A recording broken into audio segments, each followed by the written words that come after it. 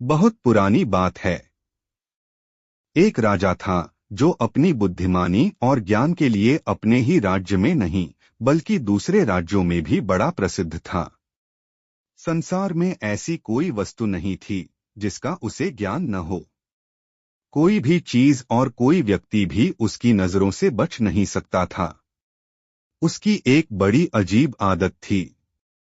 हर दोपहर को जब घर के सब लोग खाना खा चुके होते थे और खाने की मेज से सारी चीजें उठाकर जब उसे बिल्कुल साफ कर दिया जाता था और केवल राजा ही खाने के कमरे में अकेला बैठा होता तो उसका विश्वसनीय सेवक चांदी के बर्तन में कुछ ढककर लाता और चुपचाप राजा के खाने की मेज पर रखकर चला जाता।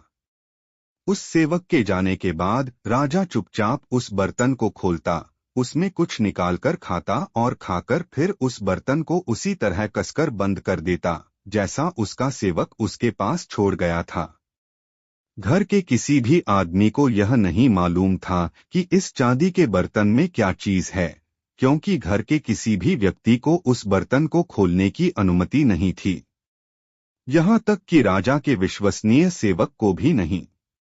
एक दिन राजा के उस सेवक के मन में यह जानने की तीव्र इच्छा हुई कि इस चांदी के बर्तन में ऐसा क्या है जिसके बारे में राजा के घर के किसी भी व्यक्ति को नहीं मालूम और नहीं उन्हें यह जानने की आज्ञा है। वह अपनी जिज्ञासा को रोक नहीं पाया। उसने सोच लिया कि आज वह यह जरूर जानकर रहेगा कि इस चांदी के बर्तन में ऐसा क्या है जिसको राजा सब लोगों के चले जाने के बाद ही मंगवाता है। उस दिन जब वह सेवक अपने राजा के लिए वह बर्तन ले जाने लगा तो उसने महल के एक सूने कमरे के कोने में ले जाकर उसे खोला। उसने देखा कि एक छोटा सा सफेद सांप उबालकर उस चांदी के बर्तन में रखा था और साथ ही छुरी कांटा चम्मच भी सफेद रंग के थे। उसने चुपके से सांप का एक टुकड़ा काटकर अपने मुंह में रख लिया, यह जानने के लिए कि यह ऐसी कौन सी स्वादिष्ट चीज है जिसे राजा सबसे बाद में खाता है।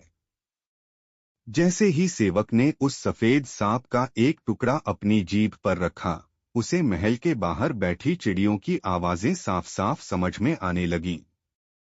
तब उसने चुपचाप उस कमरे की खिड़की के पास खड़े होकर उनकी बातें सुनने की कोशिश की।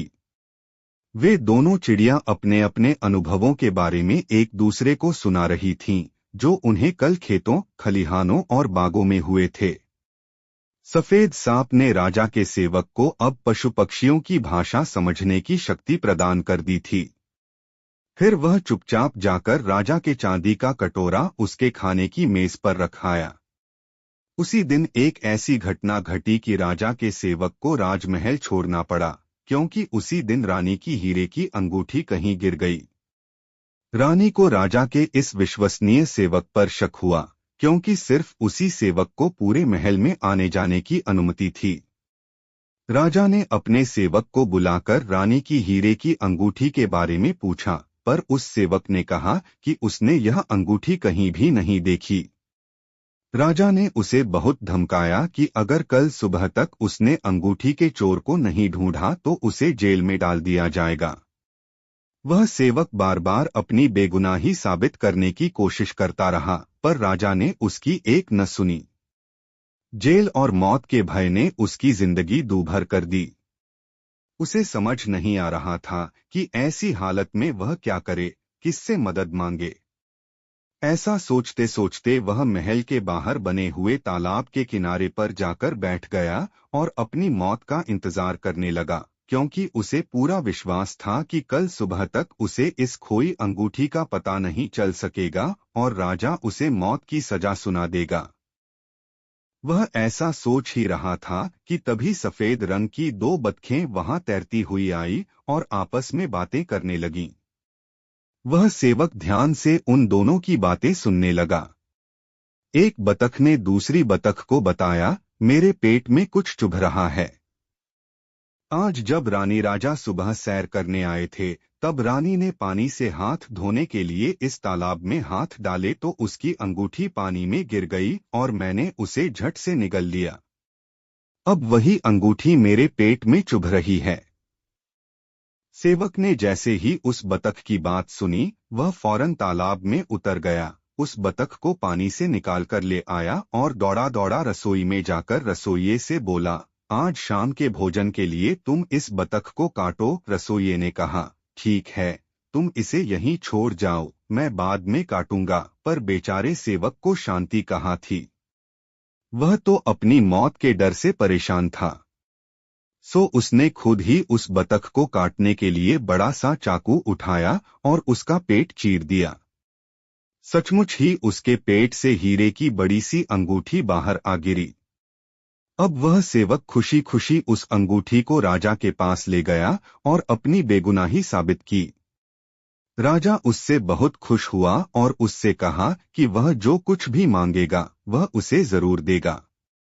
सेवक ने राजा से विनती की, हे महाराज, मैंने आपकी बहुत दिनों से बड़ी लगन और सच्चाई से सेवा की है, पर अब मैं कुछ दिनों के लिए छुट्टी पर जाना चाहता हूँ। इसके लिए मुझे कुछ धन की और एक तेज घोड़े की जरूरत है। अगर आप मुझ पर कृपा करें तो ये दोनों चीजें मुझे इनाम में दे दें। राजा ने उसकी विनती सहर्ष स्वीकार कर ली। राजा का सेवक यात्रा के लिए बहुत सारा धन लेकर और घोड़े पर सवार होकर देश विदेश की यात्रा पर निकल पड़ा। वह अपनी यात्रा पर जा रहा था कि रास्ते में उसे एक तालाब मिला, जिसके एक किनारे पर 3 मछलियां पानी से बाहर पड़ी तड़प रही थीं। वह झट से घोड़े से उतरा और उन तीनों मछलियों को उठाकर तालाब में डाल दिया। पानी में पहुंचते ही तीनों मछलियां खुश होकर बोलीं, हम तीनों तुम्हें याद रखेंगी और जब तुम्हें जरूरत होगी हम तुम्हारे काम आएंगी, क्योंकि तुमने हमारी जान बचाई है। सेवक मछलियों की बात सुनकर खुशी खुशी वहां से आगे बढ़ गया। काफी देर चलने के बाद वह थोड़ा आराम करने के लिए एक पेड़ के नीचे रुका तो देखा कि कौवा कौवी अपने छोटे छोटे बच्चे को चोंच मार मार कर अपने घोंसले से निकाल रहे थे और साथ में बोलते भी जा रहे थे, अब तुम सब बच्चे बड़े हो गए हो, निकलो हमारे घोंसले से, अब अपना भोजन तुम खुद ढूंढो, हम तुम्हें और नहीं खिला सकते। कौवे के बच्चे बड़ी जोरों से चीख पुकार कर रहे थे और अपने माता पिता से प्रार्थना कर रहे थे कि वे उन्हें कुछ दिन और इस घोंसले में रहने दें। थोड़ा और बड़े होने पर वे खुद ही यह घोंसला छोड़ देंगे। कौवा उन्हें रखने के लिए तैयार नहीं था। वह चाहता था कि जितनी जल्दी वे उसके घर से जाएंगे उतनी जल्दी वे स्वावलंबी हो सकेंगे। उस सेवक को उन बच्चों पर बहुत तरस आया। उसने अपने लिए जो खाने का सामान इकट्ठा किया था वह सब उस पेड़ के नीचे उन बच्चों के लिए छोड़ दिया और थोड़ी देर बाद वहां से उठकर चला गया। कौवे के बच्चों ने जब खाने का इतना सारा सामान देखा तो बड़ी ही कृतज्ञता से बोले, हम तुम्हें हमेशा याद रखेंगे और तुम्हारी इस दया का प्रतिदान जरूर चुकाएंगे, क्योंकि तुमने हमें भूखों मरने से बचाया है। उनकी यह बात सुनकर सेवक आगे चल दिया। चलते चलते वह एक बड़े से नगर में पहुंचा। इस नगर में चारों ओर बड़ी भीड़ थी और सड़कें भी लोगों से भरी थीं। भीड़ से गुजरते हुए उस सेवक ने एक आदमी से पूछा, भाई, यहाँ पर इतनी भीड़ क्यों लगी हुई है? आदमी बोला, हमारे राजा की एक बेटी है। राजा अपनी बेटी के लिए कोई बहादुर और सुंदर सा वर ढूंढ रहे हैं, मगर उस लड़के को अपनी बहादुरी के करिश्मे दिखाने पड़ेंगे। कुछ नवयुवकों ने बहादुरी के कुछ कारनामे दिखाने की कोशिश की थी, पर उन सबको अपनी जान से हाथ धोने पड़े। सेवक वहां से राजमहल की ओर चल पड़ा। जब वह राजमहल के पास पहुंचा तो उसने राजकुमारी को अपने महल की खिड़की पर खड़ा देखा, जो सचमुच बहुत सुंदर थी। उस सुंदर राजकुमारी के आगे यह जान क्या चीज है, खतरा मोल लेने में क्या हर्ज है। अगर मर गया तो सेवक की जिंदगी से छुटकारा मिल जाएगा और जीवित बच गया तो एक सुंदर राजकुमारी का पति बनकर ऐश करेगा। ऐसा सोचकर वह भी राजदरबार में पहुंचा और राजकुमारी से शादी करने का प्रस्ताव राजा के सम्मुख रखा। राजा उसे अपने सिपाहियों के साथ समुद्र के किनारे ले गया और समुद्र में एक सोने की अंगूठी फेंककर बोला, तुम इसे खोजकर वापस मेरे पास लाओ। अगर तुम बिना अंगूठी लिए ऊपर आओगे तो तुम्हें अपनी जान से हाथ धोना पड़ेगा। वह सेवक समुद्र में घुसा, पर इतनी गहराई में डुबकी लगाना इतना आसान नहीं था। उसे उसी समय 3 मछलियों की याद आई, जिनकी जान उसने बचाई थी। उसके याद करते ही वे तीनों मछलियां अंगूठी लेकर उसके सामने हाजिर हो गई। सेवक ने उन तीनों मछलियों को हृदय से धन्यवाद दिया और अंगूठी लेकर कुछ ही देर में समुद्र से बाहर आ गया। राजा यह देखकर बहुत हैरान हुआ। सेवक ने राजा की बेटी से विवाह करने की मांग की तो उसने दूसरी शर्त उसके सामने रख दी। राजा के सैनिक उसे महल के बाहर वाले बगीचे में ले गए। वहां पर उन्होंने एक बोरी में भरा बाजरा जमीन पर बिखेर दिया। राजा ने आज्ञा दी कि अगले दिन सुबह तक सारा बाजरा बोरी में भरा होना चाहिए, नहीं तो उसे अपनी जान से हाथ धोना पड़ेगा। मिट्टी से बाजरा बीनना भी कोई आसान काम न था। पूरे दिन वह यह काम करता रहा, पर जब थक गया तो उसे कौवे के बच्चे याद आए। जैसे ही चारों तरफ अंधेरा छाया, वैसे ही कौवे के बच्चे उसका सारा बाजरा चुगकर बोरे में डालने लगे और सुबह तक बोरी बाजरे से पूरी तरह भर गई। वहां एक भी दाना जमीन पर नहीं मिला। दूसरी शर्त भी पूरी करने पर वह सेवक राजा के पास उसकी बेटी का हाथ मांगने गया, पर राजा अभी भी उससे अपनी बेटी की शादी करने के लिए तैयार नहीं था। उसने सेवक के सामने एक नई और आखिरी शर्त रखी, क्योंकि इस शर्त को पूरा करना किसी के भी बस की बात नहीं थी। राजा को पक्का विश्वास था कि उसकी नई शर्त को यह लड़का पूरा नहीं कर सकेगा।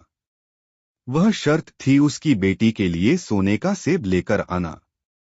बेचारे सेवक को पता ही नहीं था कि सोने का सेब सचमुच होता भी है, और अगर होता है तो कहाँ होता है। वह इसी सोच में अपने घोड़े पर चढ़कर सोने के सेब की खोज में निकल पड़ा। पर कहाँ जाए? इसी सोच में वह उस राजा के राज्य की सीमा से बाहर आकर एक जंगल में घुस गया। चलते चलते जब वह थक गया तो घोड़े से उतरकर एक पेड़ के नीचे बैठकर आराम करने लगा। तभी एक सोने का सेब उसके सामने आकर गिरा। सेब देखकर वह बहुत हैरान हुआ। उसने ऊपर निगाह दौड़ाई तो कौवे के बच्चों को पेड़ पर बैठे देखा। उस सेवक ने उन्हें अपने पास बुलाया और उनसे उस सेब के बारे में पूछना चाहा, पर उन बच्चों ने कुछ नहीं बताया और बोले, हमने जैसे ही सुना कि तुम्हें सोने का सेब लाने की शर्त पूरी करनी है तो हम इसकी खोज में निकल पड़े और बड़ी ही मुसीबतों के बाद यह हमें मिला और अब यह तुम्हारे सामने है।